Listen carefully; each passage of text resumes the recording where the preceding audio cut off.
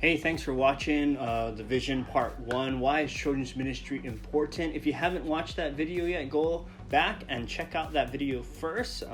These videos are meant to be watched in order. So that was the first part where we just kind of refocused and refreshed our hearts towards children's ministry again. This video, we're going to be talking about vision, but more specifically about the policy changes that I want to see happen as we come back to children's ministry. And this video is not meant to go over the details of how we're actually going to do these policy changes, but this video is more to explain the why. Why are we making some changes to children's ministry moving forward? So some of the things that we're going to be talking about in this video is communication, changes in how we communicate to one another. We're also going to have some policy changes to the way we do children's ministry and how we organize the children on a Sunday morning, and some general things as well, if we can have time to get to it, with social distancing and cleaning at the end of the video.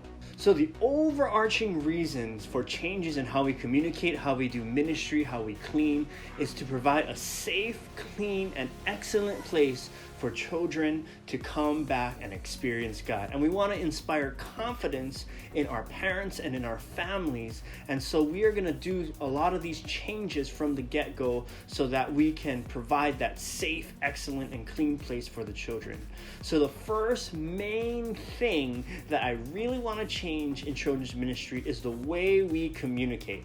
As I've been meditating and reflecting and praying over these policy changes and children's ministry in general, this was the number one thing that kept coming back to me in my prayer time, is that we need to learn how to communicate better. And so everybody should be on our Slack app. And that app, I have a whole nother video how to get on there, but this is going to be our primary way for children's ministry to communicate to one another. That's the method. But I'm also going to be talking about in another video about how we should be communicating with our leaders when we are sick, when we can't make it to church, when we're late, all those different things, because communication will be key in moving forward in unity in children's ministry. So that's one big thing, and the why I think is pretty obvious.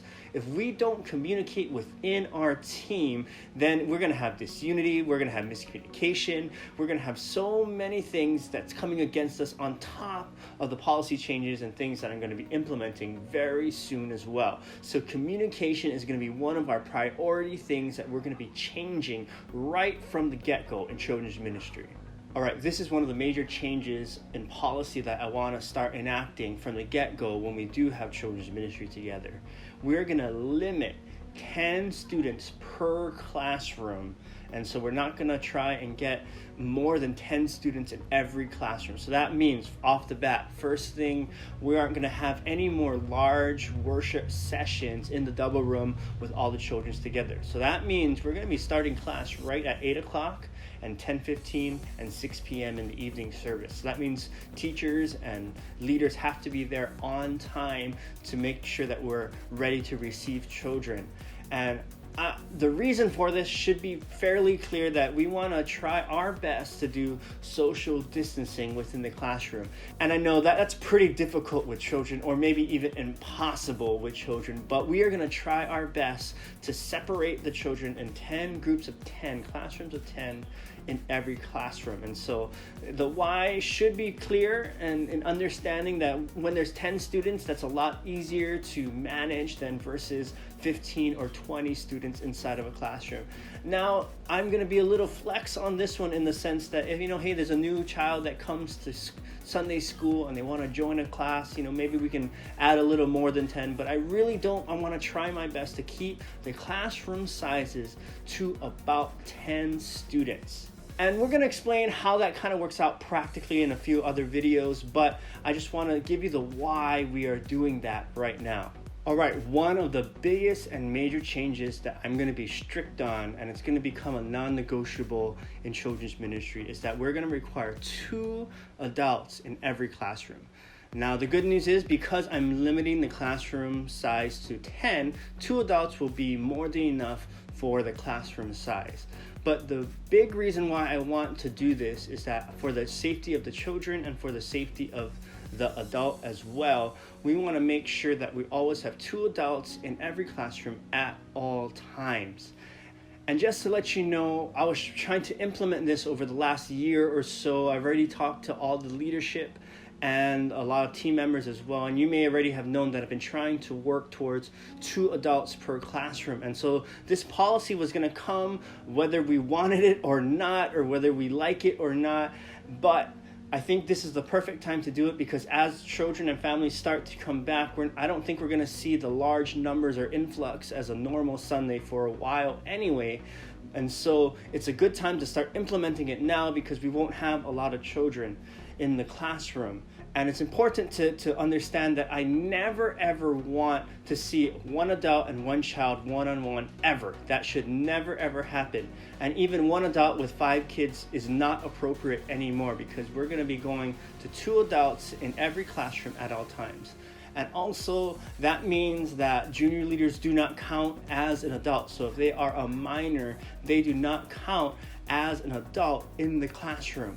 And I think this is going to be great for our children's ministry moving forward. In another video, like I said, we're going to be talking about some of the nuts and bolts and how that actually happens and how we do that on a regular basis. But for now, I just want to give you the why and tell you what, and announce that we from now on are going to be moving on with 2 adults per classroom, mandatory, non-negotiable. Now, that may sound pretty strong.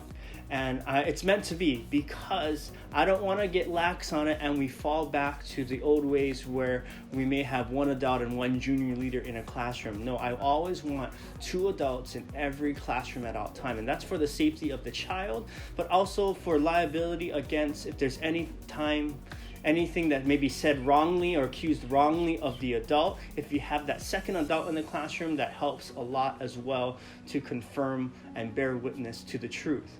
And so that is another reason why I'm going to start implementing 2 adults per classroom, non-negotiable, moving forward. Another policy that I'm going to be more strict on, it's not that we didn't have a bathroom policy before, but moving forward, I'm going to be very strict on bathroom policy. So just as the 2 adults per classroom rule is going to be there, when we take children to the bathroom, we are going to always have 2 adults taking that child or taking the group of children to the bathroom. If there's any place that an incident may occur, and I want to be very careful, is in the bathroom. And so that's why I always have 2 adults. I'm going to be asking some of the security and check-in team maybe to assist in this as well. But anytime a child needs to use the bathroom, there needs to be 2 adults. And with that being said too, these adults don't even have to go into the bathroom itself. And I think the why for this is very obvious, is that we don't want to put our children at risk or our teachers at risk for any reason whatsoever. So to take away any confusion or misunderstanding, to look above reproach, we are going to be very strict. I'm going to be very strict on this bathroom policy moving forward, because I want to make sure that we provide a safe, professional, excellent, clean place for our children moving forward. So that includes our bathroom policy moving forward as well. And a few more things that we're going to have in other videos upcoming is we're going to be talking about general social distancing. So that means before they even enter the classroom, as they're checking in, as well as within the classroom, we're going to have some general social distancing rules that all children's ministry are going to follow. And this is even apart from the adult rules, because children's ministry is very important, and we want to make sure that our children are clean, safe, and have a great environment to experience who God is. And of course, we're also going to have some new policy on how we clean and what we clean and how often we clean. I think the why for general cleaning and general social distancing is very clear, that we want to make sure that we provide a clean, safe environment for all of our children. And so look out for those videos as well as we move forward. I'm going to try to keep these videos as short as possible, but I feel it's important that every single person in children's ministry take these policy changes to heart, understand the why, embrace the why so we can do the what. I know these policy changes might be a little uncomfortable, might be a stretch. For some of you, it might be different, but I believe this is the best thing for children's ministry moving forward. I believe that as we embrace some of these changes, God's going to do a miracle and a work inside of children's ministry, taking it to the next level. So thanks for watching, and check out the policy nuts and bolts videos and to see how these policies are actually going to be implemented on a Sunday to Sunday basis moving forward. I'll see you next time.